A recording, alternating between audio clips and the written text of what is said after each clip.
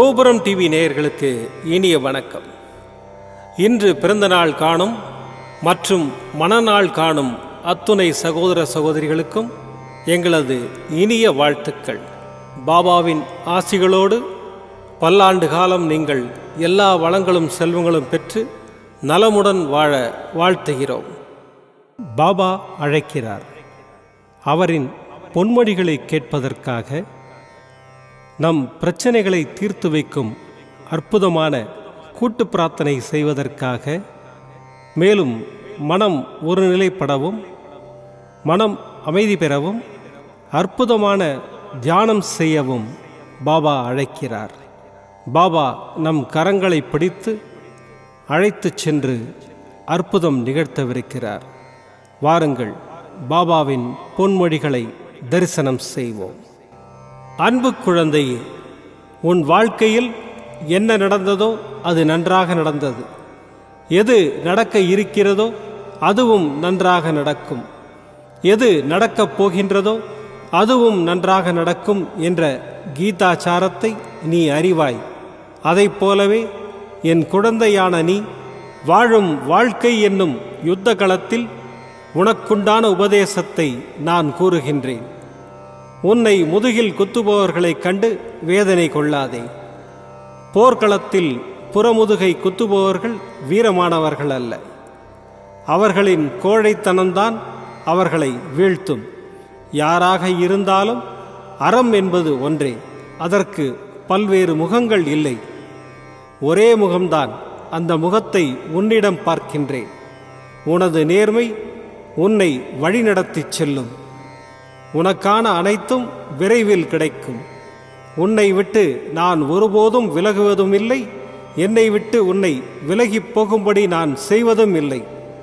நீ ஜெயமாக நல்ல ஆரோக்கியத்துடன் எல்லா செல்வங்களையும் பெற்று சீரும் சிறப்புமாய் நல்ல பெயருடன் மகிழ்ச்சியான வாழ்க்கையை பெறப்போகின்றாய். உன் அப்பா சாயிருக்கிறேன், கவலைப்படாதே.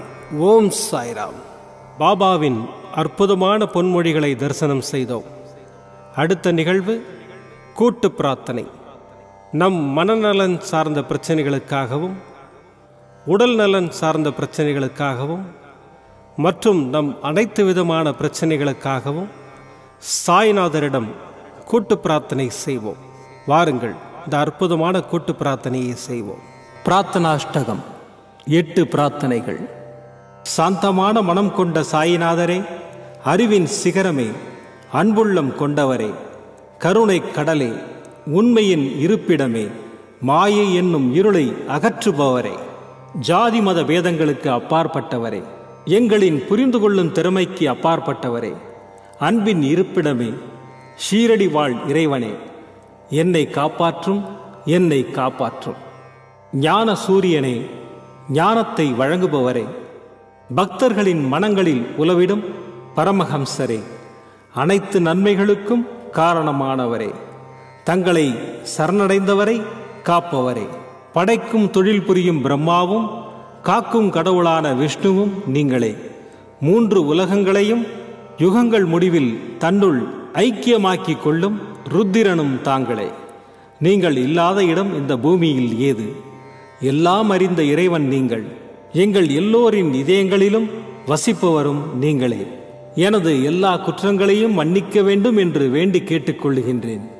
அலை அலையாய் தொடர்ந்து வரும் சந்தேகங்களையும் மனமயக்கங்களையும் போக்குவீராக. நீங்கள் கோமாதா, நான் பிறந்த இளங்கன்று. நீங்கள் சந்திரன், நான் சந்திரகாந்த கல். தங்கள் பாதங்கள் கங்கை நதி. பணிவுடன் இந்த தாசன் உங்கள் பாதங்களில் தலை வணங்குகிறேன். உங்கள் கைகளை என் தலைமீது வைத்து ஆசை கூறுங்கள். என் கவலைகளும் துன்பங்களும் பறந்தோடட்டும். இந்த கணு தங்களின் தாசன். இந்த 8 துதிகளையும் கூறி நான் உங்களை சாஷ்டாங்கமாக நமஸ்கரிக்கின்றேன். எனது பாவங்கள், துன்பங்கள் மற்றும் ஏழ்மை நிலை இவை யாவும் உடனடியாக விலகி ஓடட்டும். ஓம் சாய்ராம், ஓம் சாய்ராம், ஓம் சாய்ராம். அற்புதமாக கூட்டு பிரார்த்தனை செய்தோம். பாபா நம்முடைய கோரிக்கையை ஏற்று நிச்சயமாக நமக்கு அற்புதங்களை செய்வார் என்பது சத்தியம். இனி கண்களை மூடி பாபாவை மனதில் நிறுத்தி பாபாவின் அற்புதமான சக்தி வாய்ந்த மந்திரத்தை அனுபவிப்போம். ஓம் ஷிரடி வாசாய வித்மஹே சச்சிதானந்தாய தீமஹி தன்னோ சாயி பிரச்சோதயாத். ஓம் ஷிரடி வாசாய வித்மஹே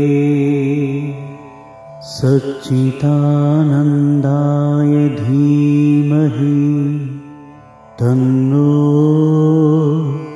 சாயி பிரச்சோதயாத். ஓம் ஷிரடி வாசாய வித்மஹே சச்சிதானந்தாய தீமஹி தன்னோ சாயி பிரச்சோதயாத். ஓம் ஷிரடி வாசாய வித்மஹே சச்சிதானந்தாய தீமஹி தன்னோ சாயி பிரச்சோதயாத். ஓம் ஷிரடி வாசாய வித்மஹே சச்சிதானந்தாய தீமஹி தன்னோ சாயி பிரச்சோதயாத். ஓம் ஷிரடி வாசாய வித்மஹே சச்சிதானந்தாய தீமஹி தன்னோ சாயி பிரச்சோதயாத். ஓம் ஷிரடி வாசாய வித்மஹே சச்சிதானந்தாய தீமஹி தன்னோ சாயி பிரச்சோதயாத். ஓம் ஷிரடி வாசாய வித்மஹே சச்சிதானந்தாய தீமஹி தன்னோ சாயி பிரச்சோதயாத். ஓம் ஷிரடி வாசாய வித்மஹே சச்சிதானந்தாய தீமஹி தன்னோ சாயி பிரச்சோதயாத். ஓம் ஷிரடி வாசாய வித்மஹே சச்சிதானந்தாய தீமஹி தன்னோ சாயி பிரச்சோதயாத். ஓம் ஷிரடி வாசாய வித்மஹே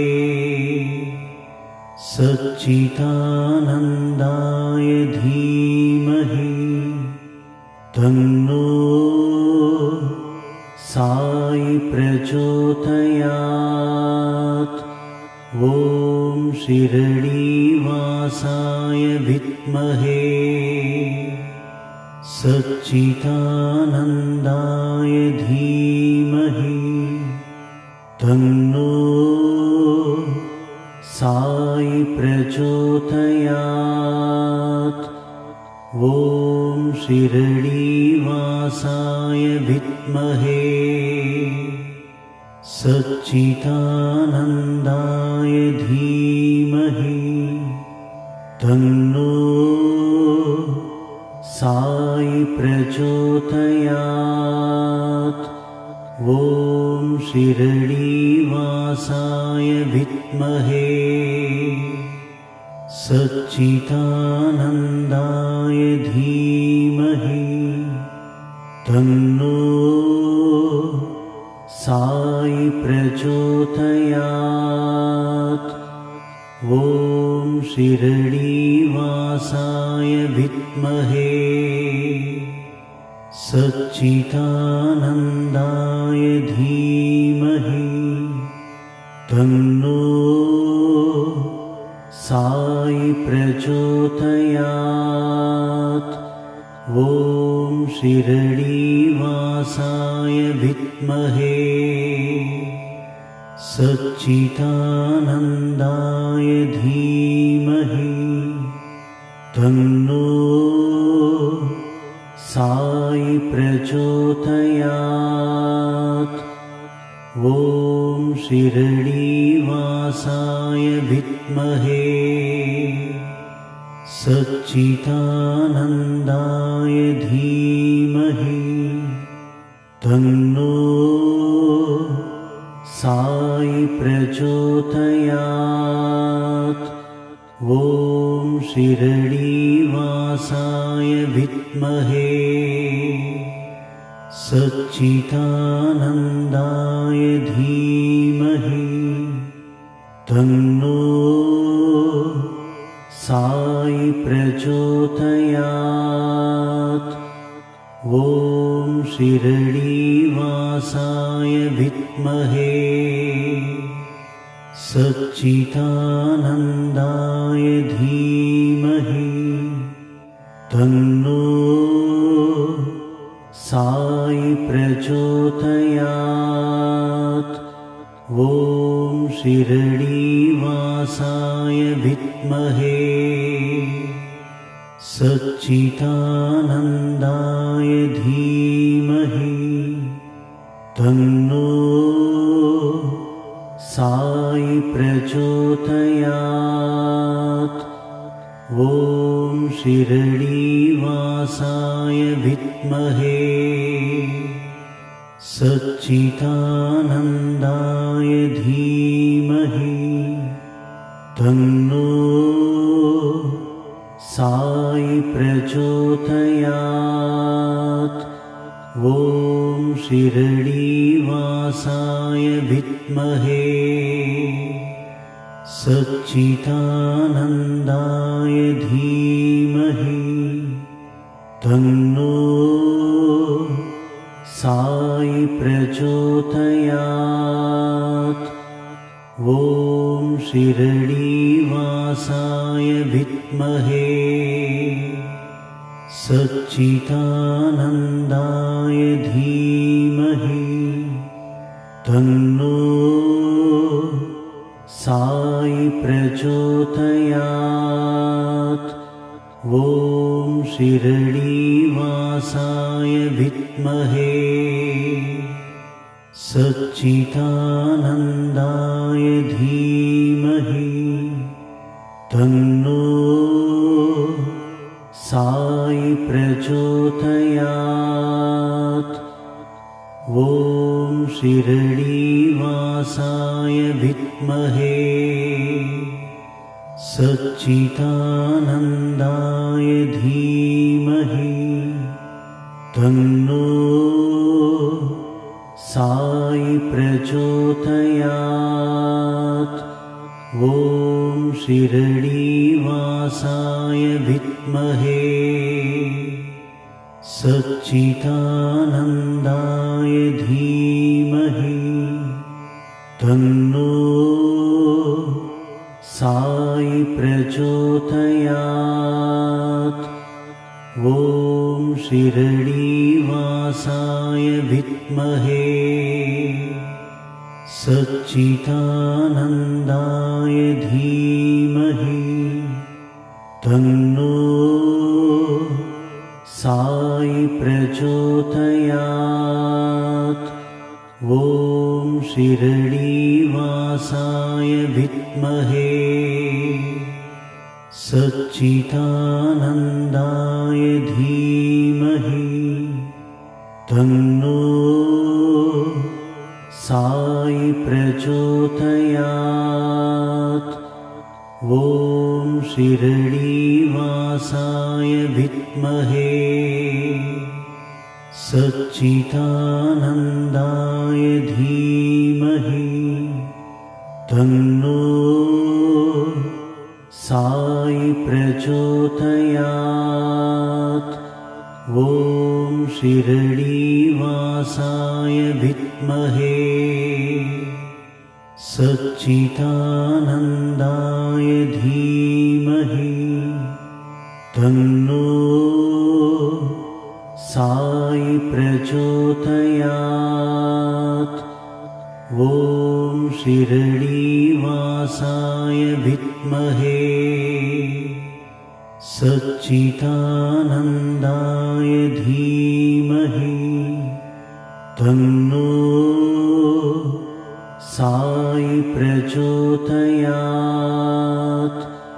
ॐ शिरडीवासाय विद्महे सच्चिदानन्दाय धीमहि तन्नो साई प्रचोदयात्। மீண்டும் நாளை காலை இந்த அற்புதமான பாபா அழைக்கிறார் நிகழ்ச்சியில் சந்திப்போம். நன்றி, வணக்கம். விதம் விதமான பக்தி நிகழ்ச்சிகளை உங்களுக்காக தந்து கொண்டிருக்கிறது உங்கள் கோபுரம் டிவி. உங்களுக்கு பிடித்த நிகழ்ச்சிகளை லைக் செய்யுங்கள், உங்களுக்கு பிடித்த மாணவர்களுக்கு ஷேர் செய்யுங்கள். மேலும் சப்ஸ்கிரைப் செய்வதோடு மட்டுமல்லாது அருகில் இருக்கும் பெல் பட்டனை கிளிக் செய்து கோபுரம் டிவி நிகழ்ச்சிகளை உடனுக்குடன் தெரிந்து கொள்ளுங்கள். மற்றும் ஒரு மகிழ்ச்சியான செய்தி, கோபுரம் டிவி ஆப்பை கூகுள் பிளே ஸ்டோரில் ஃப்ரீ டவுன்லோட் செய்து கோபுரம் டிவி நிகழ்ச்சிகளை தொடர்ந்து கண்டுகளியுங்கள், பாருங்கள், ரசியுங்கள், பரவசமடையுங்கள். gopuramtv.com பக்தி பக்திமயம்.